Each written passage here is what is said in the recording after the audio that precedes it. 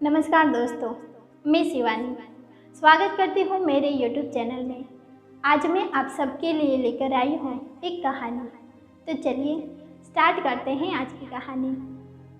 हम सब प्रेम कहानियाँ सुनते देखते बड़े होते हैं। जब फिल्मों में हीरो हीरोइन को मिलते देखते हैं तो उस कल्पना में खुद को देखने लगते हैं।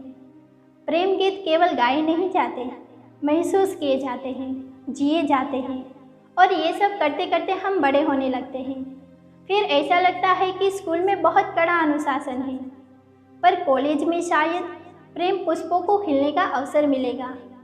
और जिस दिन हम कॉलेज की दहलीज पर कदम रखते हैं, वहाँ से एक भ्रम टूटता है, एक ख्वाब की बुनाई रुक जाती है और हकीकत कड़वी दवाई सी आत्मा से तर जाती है और बनती है एक नई कहानी उस प्रेम की जो कभी प्रेम नहीं बन पाया।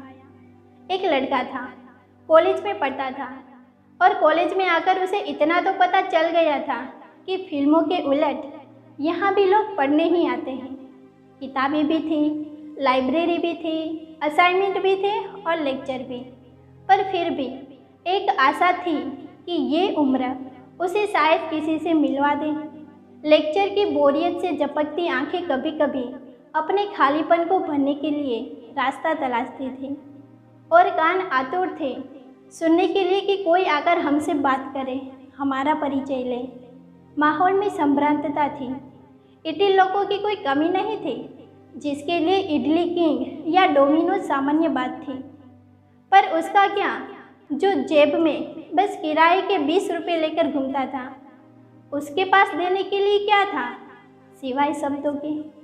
हाँ था, एक बहुत महत्वपूर्ण चीज़ जिसकी डिमांड इतनी थी कि वो लोगों से घिरा रहता था, जिसके कारण उसे सम्मान की दृष्टि से देखा जाता था।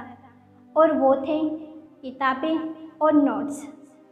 पहली सीट पर बैठकर प्रोफेसर की खांसी को भी कॉपी में उतार लेना और लाइब्रेरी में घंटों बिताकर किताबें चाटना शायद अच्छा तरीका था मन भटकाने का भी और सबकी नज़रों में रहने का भी। हाँ, तो अचानक एक दिन उसका फ़ोन बजा। नंबर उसके क्लासमेट का था और फरियाद थी कि असाइनमेंट के लिए उसका मार्गदर्शन किया जाए। और मनोरथ की पूर्ति की गई और बातचीत का दौर चल निकला। हाँ, ये उसके पढ़ाई के कार्यक्रम में व्यवधान था, पर ये अनुभव भी पहला था। लेकिन अंततः वो केवल नोट्स देने वाला बनकर रह गया। लड़के को उसी लड़की ने बातों बातों में बताया था कि प्यार जैसी बातों पर उसे विश्वास नहीं है। इस पर लड़का केवल मन बांधकर यही सोचता रहा कि अपनी भावनाओं को थोपना हितकर नहीं। लड़की को थोड़ा तो आभास है ही कि उसके मन में क्या है। जब लड़की को प्रेम पर विश्वास होने लगेगा तो सबसे पहली नज़र शायद उस पर ही पड़े। नज़र लड़की की तो नहीं पड़ी, पर क्लास के बच्चों की नज़र जरूर पड़ गई। एक समय ये भी आया कि क्लास में दोनों की अफवाहें उड़ने लगी, जिससे दोनों में ऐसे मतभेद पैदा हुए कि दोनों में बातचीत नहीं हुई लगभग साल भर तक। और जब हुई तो भी उसका निमित्त बने नोट्स। नोट्स सबको पसंद थे, नोट्स वाला नहीं। लोगों से घिरकर भी कैसे इंसान अकेला रह जाता है, ये उसकी समझ में आ गया था। लड़कियां आधी रात को भी फ़ोन मैसेज करती थी ये पूछने के लिए कि एग्ज़ाम के लिए कैसे पढ़ा जाए। माँ बाप को भी शक होने लगा कि लड़का बिगड़ गया है और लड़का केवल इस क्रूर मजाक पर हंसने का आडंबर भर कर सकता था। तो हुआ क्या? कुछ भी नहीं। इन 3 साल और आगे पोस्ट ग्रेजुएशन के 2 सालों में उसे ये 2 शब्द फिर सुनने को मिले, मुझे प्रेम पर विश्वास नहीं और तुम्हें तो कोई भी मिल सकती है। अब तक लड़के की नोट्स बांटने की कला इतनी विख्यात हो चुकी थी कि लोग उसके नोट्स को जानते थे, लेकिन उसको नहीं।